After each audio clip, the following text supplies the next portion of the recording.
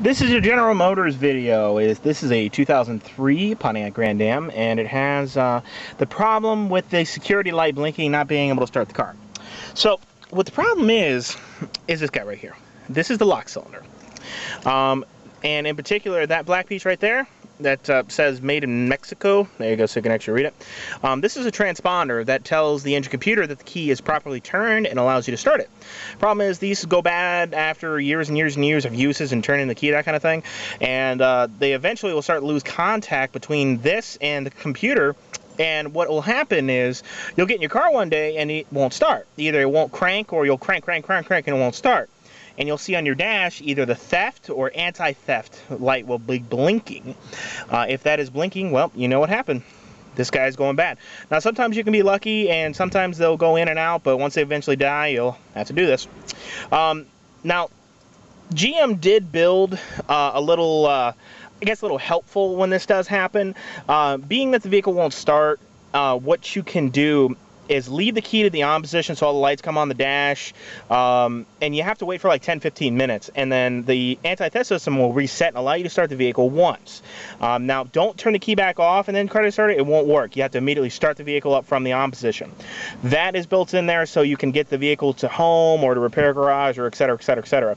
Now, you can technically continue to do this if you want to sit there for every 10-15 minutes you want to start your car, but you know, it's rather annoying. So I've already taken this all apart. Now, there's two ways to get these out. Every vehicle's a little different, but they're very similar in their design. Either option one, you take out the radio, and the lock cylinder actually sits in here. I've already taken it out.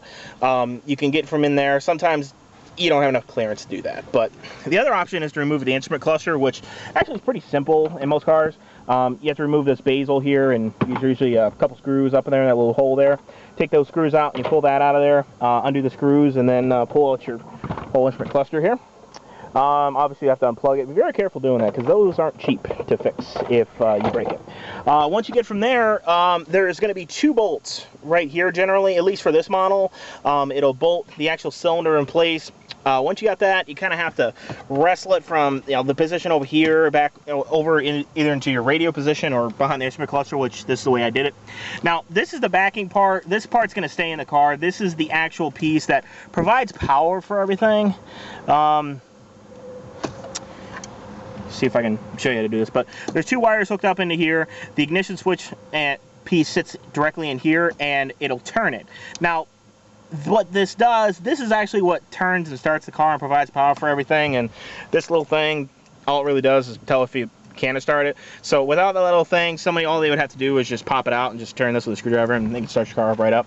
Now, I'm not endorsing anybody to steal your car or anything like that, because they won't be without this guy. So I'm going to sit this down, and I'm going to show you how this thing sits together. Disassembly, pretty simple. So being that I've already done it, I'm going to see if I can show you this. Okay, this is the lock cylinder inside of its little plastic housing here. What this does is it actually snaps on the back there by these little clips here. Once you get that pulled out of there, the only thing you have to do really is unsnap these and pull it forward. But in all reality, you don't even really have to do that. On the bottom here, you see that little tab there? I usually just like pulling these things out, just make my life a little easier, but all you have to really do is you have to turn the key about a quarter turn, and then you push that button there, and it'll actually allow the whole cylinder to just pull out of this little lock here. Now, I can't do this one-handed, but that's all you really got to do. So just remember, you know, take your keys, say if this is already in there. I've already taken this out, but see, your key is in the off position right now. Take the key out, put it in there, you turn it roughly about a quarter turn. Like I said, this is really hard to do one-handed. About a quarter turn, take yourself a little screwdriver, stick it in that little hole, push it. Sometimes you have to find the right place, so I just kind of push my screwdriver in there and hold pressure while I turn this until you find it. It'll eventually push in, and then you pull the cylinder out. Now, there is a wire, this guy right here, that actually sits right in here. Being that you're probably not going to remove this like I do, you won't have to worry about that wire, but like I said, I do it just for aesthetic purposes. I think it's a little easier, but it's just one extra step for a lot of people. So I'm going to put this back together here so I can show you what the whole thing is. Alright, so I've reassembled this assembly, this is what it's going to look like when you first pull it out and you put the new one in. I said you don't have to remove this plastic, and actually now that I look at it, it's probably advised that you don't. Right there on the bottom, which is going to be really hard to see, that little hole right there, there's your slide to pull this out. So you push that, you pull this lock cylinder out, and then you slide the new one in. Now, key important note about this new lock cylinder has to program itself to the vehicle. So what's going to happen is when you go to if you go to try to start this immediately, it's not going to start. So what we like to do is you leave the switch assembly out and you leave the instrument cluster out but unplugged. Turn the key to the on position so all the lights are going to come on the dash. Shit. See if I can get a better view of this. Okay, now you see how the security light is blinking right now. That means it is not coded. It has to go through an auto learn mode. So what you have to do is you have to leave the key to the on position and wait for it to program that new cylinder. And once that is, you should be able to start the car right up and your problem will be solved. So we will, I'm going to wait for this to stop blinking and we'll go. Okay, the security light went off and the vehicle is officially running. Yay! There goes the truck. It took about 15, 20 minutes for it to do it. It gave me a little bit of problem at first, but sometimes they're kind of finicky when they program themselves. But yeah, that's pretty much it. So you gotta finagle, put this guy back in the hole, bolt it in, and put everything back together. But that's pretty much it. Now I know this was kind of a spotty video about remove and replace the switch. It was more for informational purposes.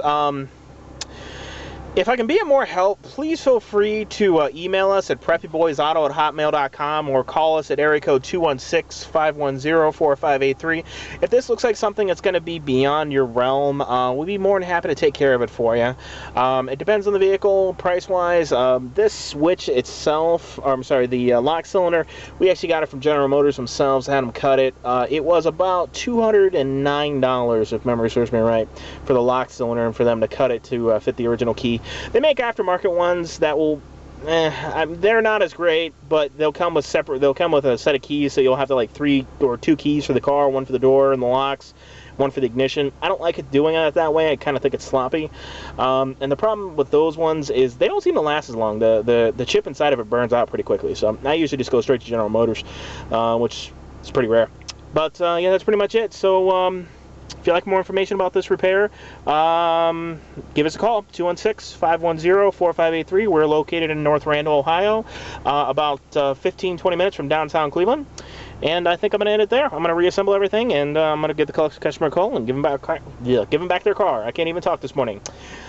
With that, I bid you adieu. All right, the whole vehicle is back together.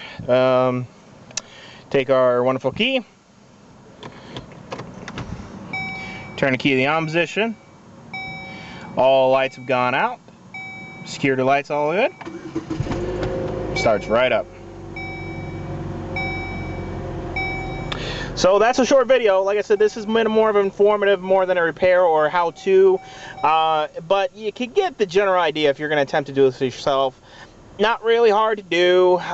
It's more a pain in the ass because you have to take out apart about 20 million little things. But that'll conclude it. So if you have any information or would like to get a hold of us for pretty much anything, really, we take care of anything except for tires and alignments here. Feel free to give us a call, Preppy Boys Automotive, 216-510-4583, or at preppyboysauto@hotmail.com. I'm probably going in a loop right now, so I'm going to end this right now, and bye-bye, Pontiac.